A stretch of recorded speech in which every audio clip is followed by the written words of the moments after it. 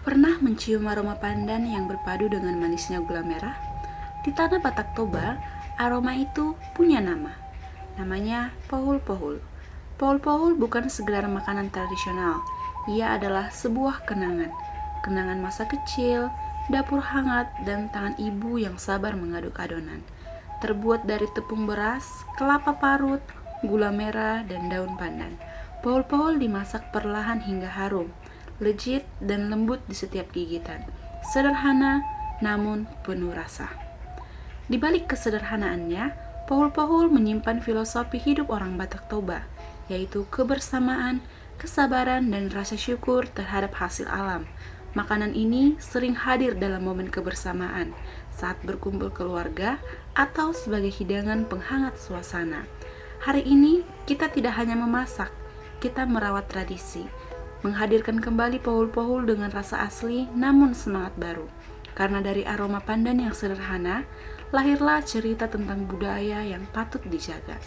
Inilah pohul-pohul manis khas Batak Toba, harum, legit, dan penuh makna. Hai guys, oke sebelum kita mulai masak, kenalan dulu sama bintang utamanya. Yaitu inilah bahan-bahan yang bakal kita olah jadi pohul-pohul manis khas Batak Toba. Yang pertama yaitu beras yang akan kita jadikan tepung. Ini yang bikin teksturnya lembut dan pas di mulut.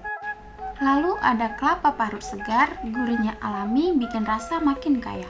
Ini dia gula merah, manisnya bukan yang nyegrek tapi hangat dan bikin nagih. Dan yang gak boleh ketinggalan daun pandan, aroma khasnya langsung bikin dapur wangi dari awal. Bahan-bahannya memang sederhana, tapi justru di situ letak istimewanya. Begitu semua digabungkan dan dimasak pelan-pelan, wanginya langsung keluar dengan ciri khas tradisional dan bikin nostalgia. Nah, sekarang bahan-bahannya sudah siap.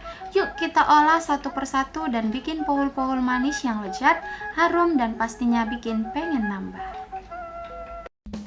Langkah pertama, kita mulai dari yang paling dasar yaitu beras. Beras ini kita cuci dulu sampai bersih. Kenapa harus dicuci? Supaya kotoran halus dan sisa pati yang menempel bisa hilang. Jadi hasil tepungnya lebih bersih dan lebih putih, serta rasanya juga lebih enak. Dan kenapa kita buat tepung beras sendiri, bukan pakai yang instan? Karena tepung buatan sendiri teksturnya lebih alami, lebih wangi, dan bikin pohul-pohul jadi lebih lembut waktu dimasak. Selain itu, kita juga bisa lebih yakin soal kebersihannya dan kualitas beras yang dipakai. Ini salah satu cara tradisional yang memang sudah dipakai dari dulu, dan hasilnya beda, lebih terasa rumahannya. Setelah dicuci bersih, beras ini nanti akan kita lanjutkan ke proses berikutnya sampai jadi tepung beras siap pakai. Pelan-pelan, tapi hasilnya sepadan.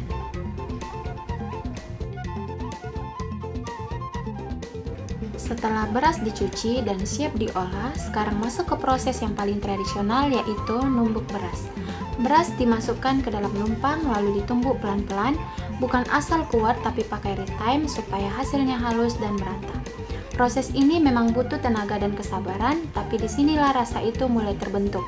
Aroma berasnya keluar, teksturnya terasa lebih hidup. Dengan cara ditumbuk manual, tepung beras yang dihasilkan jadi lebih alami, nggak terlalu halus tapi pas. Dan justru tekstur inilah yang bikin pohul-pohul nanti terasa lebih lembut, padat, dan khas. Ini bukan cuma soal bikin tepung, ini soal menjaga cara lama, cara tradisional yang dari dulu sudah dipakai orang Batak Toba di dapur mereka. Pelan-pelan, satu tumbukan demi satu tumbukan, beras berubah jadi tepung. Siap diolah jadi pohul-pohul manis yang harum dan legit.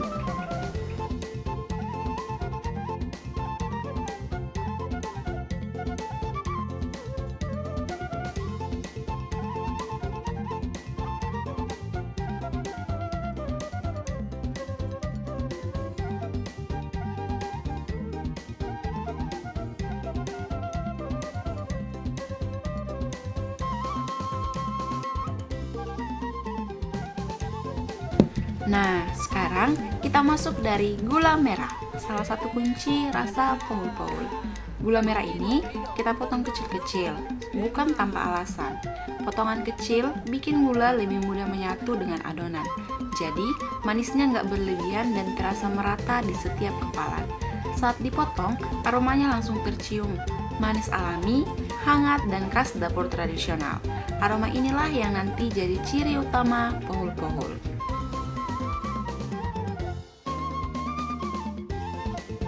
Sebelum lanjut, kita cuci tangan dulu ya, karena proses ini banyak melibatkan sentuhan tangan. Nah, di sini kita sekarang masuk ke tahap utama, yaitu membuat adonan.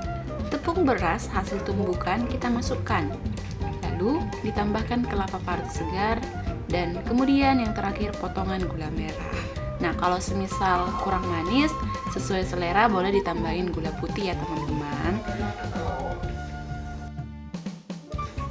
Di sini kita nggak cuma mengandalkan takaran, tapi juga rasa dan sentuhan. Kalau adonan terasa terlalu kering, bisa disesuaikan. Kalau terlalu lembek, tinggal ditambahkan sedikit tepung. Nah, adonan yang pas itu pasti terasa lembut, mudah dibentuk dan nggak lengket di tangan. Adonan kemudian diaduk perlahan menggunakan tangan. Di sini kita nggak terburu-buru ya, pelan-pelan saja sambil dirasakan teksturnya. Adonan yang pas itu pasti nanti terasa lembab dan mudah dibentuk dan juga nggak lengket di tangan. Kalau sudah seperti ini, artinya semua bahan sudah menyatu dengan sempurna. Inilah adonan pohul-pohul sederhana, alami, dan siap dibentuk jadi kepalan-kepalan kecil yang penuh dengan rasa. Oke, sekarang kita masuk ke bagian yang paling kerasa tradisionalnya. Adonan diambil secukupnya, lalu dibentuk langsung pakai tangan.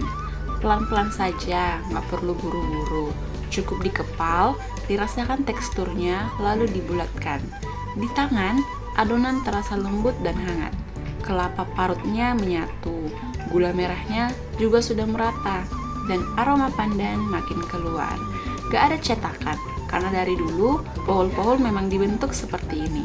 Sederhana, apa adanya, namun penuh makna.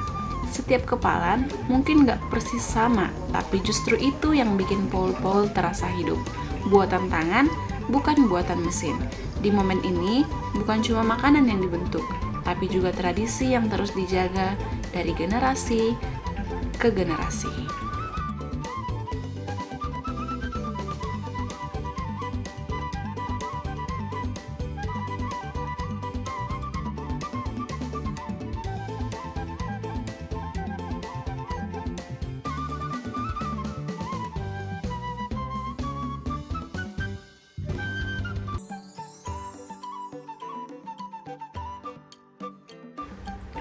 Setelah semua pohul-pohul dibentuk, sekarang waktunya masuk ke tahap akhir, yaitu dikukus. Satu persatu, pohul-pohul kita susun rapi di dalam kukusan. Uap panas mulai naik, dapur pun perlahan dipenuhi aroma manis dan harum pandan. Proses mengukus ini penting loh, karena disinilah adonan matang pelan-pelan, tanpa menghilangkan rasa dan tekstur alaminya. Kita nggak perlu api yang terlalu besar, cukup panas yang stabil, biar pohul-pohul matang merata, lembut di dalam, dan tetap padat di luar. Sekarang kita tunggu waktunya, biarkan uap bekerja dan rasa berbicara.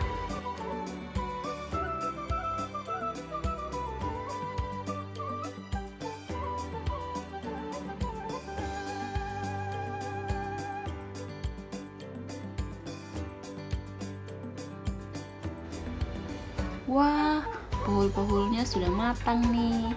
Teksturnya terlihat lembut tapi tetap padat, nggak basah, nggak hancur, dan warnanya cantik banget loh. Saat disentuh, pohul-pohul terasa empuk dan hangat.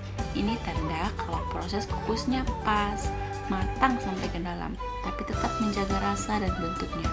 Inilah hasil dari proses panjang dan penuh kesabaran. Dari beras yang ditumbuk, dibentuk dengan tangan, hingga akhirnya siap disajikan.